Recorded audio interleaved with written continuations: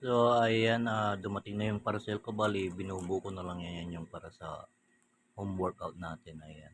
Okay, so pinas-forward na lang natin para ano kasi mahirap i-figure out at saka hirap basahin yung instructions diyan. Kaya habang ano, nanood na lang ako ng tutorial kung paano buuin yan. It takes some time bago kaya nabuo mga siguro 2 hours or something. Pero finally, I figure it out. Kagaya nung ano dyan, na-figure ko na lang siya. So, So, ayan, natapos na. ayan, finally, Ayos. natapos ko na rin yung ano natin.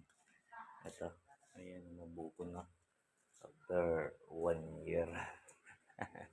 Ayan, hindi ko na nai-record yung ibang ginawa ko kasi mahaba.